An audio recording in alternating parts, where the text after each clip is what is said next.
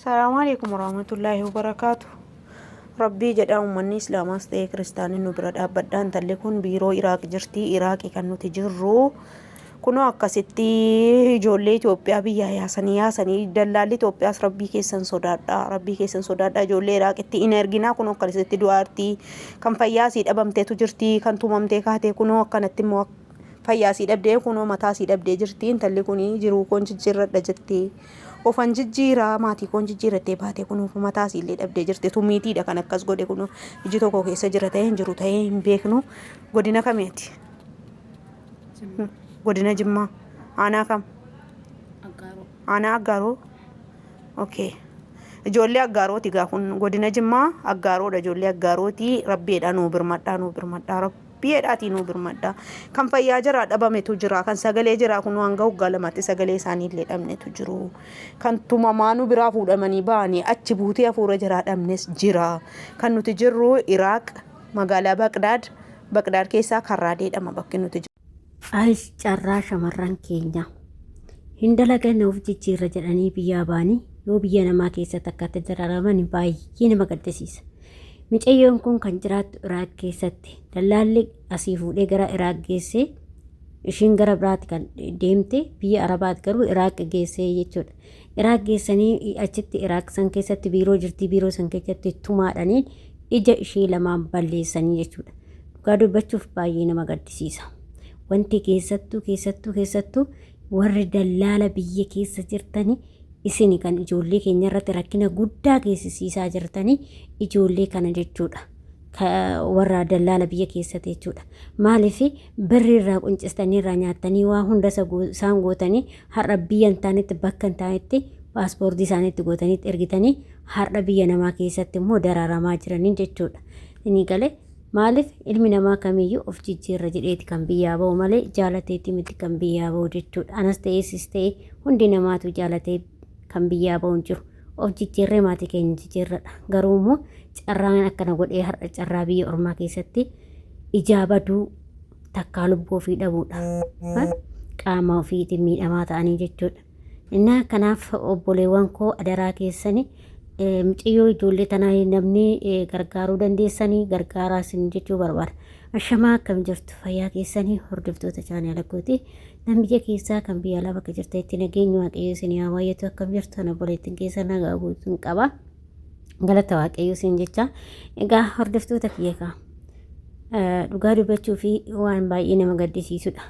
Ijoolleen kun akkuma nama kamiyyuu hin dalaganna jedhanii biyya Iraaq jedhamu keessatti dararaa guddaa irra jiru jechuudha.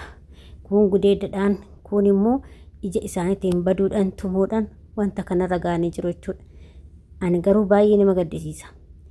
Wanta akkana godhes dallaaluma biyya keenyatti warruma dallaala jedhanii biyyarraa ijoollee biyyoota biraa irratti guuraa ijoolleen biyya ormaa keessatti rakkachaa jirti jechuudha. Kanaaf adaraa keessan hundumti keessaniyyuu viidiyoo takkanaa kanarratti hojjedhaatii ijoollee kanaa sagalee ta'a. Micayyoon kun dhalattuu godina Jimmaa Aggaarroodha jetteerti. Keessattuu ijoolleen Aggaarroo beekuu dandeessanii jechuudha. Maaliif warra godina sanii waan taataniif beekuu dandeessanii jechuudha sirriitti. Maaliif lammiitu lammiidhaaf mirmata kan jedhan isa kanaadha. Waliif mirmadhaayi. Nama tokkorra gaafa gahu anarrallee akka gahu beekiti. Nama tokko gargaari waan biraatiin qarshiin himati sagalee yoo taate fi hosheerii goote holaayikii goote namoota bira gahee mucayyoo kan namni tokko lama gargaaruu danda'a jechuudha. Isin galee ijoollee kan kanaaf waliif sheerii godhaa isiniin jechuu jaaladha hordoftoota kiyya. Baay'ee nama gaddisiisa. Baay'ee biyya ormaa keessattuu carraa shamarranii keenyaa maaliif akka ta'e hin beeku bara akkamii keessas akka dhalanne hin beeknu dhugaa dubbachuufi. Maaliif carraan keenya shamarran keessattuu dhaloota ammaa kana taane shamarran carraa akkamii akka dhalanne hin beeku. Maaliif hojjettani biyya namaa keessatti deemnee dalannee jireenya keenya fooyyeffisnee biyyarraa baanee akka waan biyyarraa baanee biyyarraa baqannee biyya namaa keessatti immoo dararaa guddaa keessa dhabne lubbuu fi dhabuu meeqa jira jechuudha. Maali carraa keenya duraan garuu akkanaa miti dhugaa carraan biyya alaa shamarranii kana banamuuni nurra rakkinaa gahee malee nuuf dabarte sun ta'a nurra rakkinni guddaan gahee jechuudha. Isin galee maaliif rakkinni kana caalee hin jira. Rakkinni tumamaa jiraatan, rakkinni lubbuu ofii dhaban. Ijoollee beeqa kan lubbuu dhabde biyya ormaa kana keessatti duula lakkaawwamee gara biiliyoona meeqa ta'a. Kanarra hin beekamne meeqatu jira. Kan lubbuu isaanii baanii bakka isaan hin jirre beekamne meeqatu jira. Kanaaf carraan biyya alaa shamarran keenyaaf banamuun nu miidhe malee nu fayyadne dhugaa rabbi nu miidhe. Miidhaa guddaa ijoollee keenyarraan gahe. Bifa nu jijjiiree bifa daa'imummaa keenyaa itti fixannee biyya ormaatitti jechuudha. Maaliif osoo har'a biyya ormaa kun jiraachuu baate nutis biyya keenya keessatti dalagannee jiraanna. Mana godhannee, bultii godhannee, fataa jennee sammuu gaariidhaan, boqonnaa gaariidhaan, nafa gaariidhaan jiraatta. Garuu biyya namaa kana keessatti guyyaa takka boqonnaa hin qabnu erga biyyaa baane, guyyaa takka akka namaa boqonnaa haraftii qabaannee uffannee bashannannee hin beeknu. Guyyaa takka akka namaa uffata gaarii uffannee hin beeknu. Akka namaa nyaata gaarii nyaannee hin beeknu.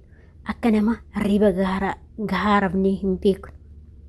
Isin galee akka namaa mataa keenya qaqqabannee tolfannee fataa jennee jechuu hin beeknu.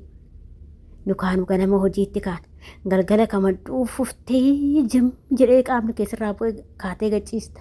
Isaan riban qooftu achii ol baannanta. Waa meeqatu siqaayii meeqa argaa jirra biyya ormaa kana keessatti. Waaqayyoomti nagaan biyya kanaan waa galchu hunduma keenya waaqayyoon nu haa galchu nagaadhani. Akkasuma obboleewwan keenya biyya namaa keessatti rakkachaa jiranillee waaqayyo sin cinaa ejjetu. Waaqayyo kan caalu hin jiru. Waaqayyo isiniif haa dhaabbatu. Waaqayyo isiniif haa birmatu. Dhugaa hedduutu akka nama gaddisiisa. Baay'ee waan laphee nama cabsuudha. Ijoollee keenya gaafa akkasitti dararanii argitu.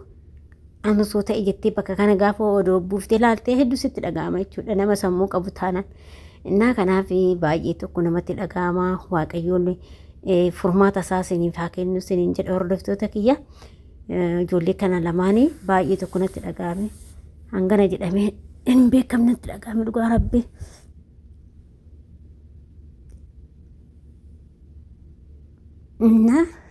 Maal jechuu barbaadatan kanaaf yeroo viidiyoo agartan viidiyoo akkanaa irratti hojjedhaatii namaaf sagalee ta'aa dhugaa waaqayyo sheerii godhaa sagalee ta'aa fi hundi keenyaa boruu akkatti baanu beekna malee akkatti galus hin beeknu waaqayyo nu wajjin yaa ta'u isiniin jechuu jaaladha hordoftoota kiyyaa.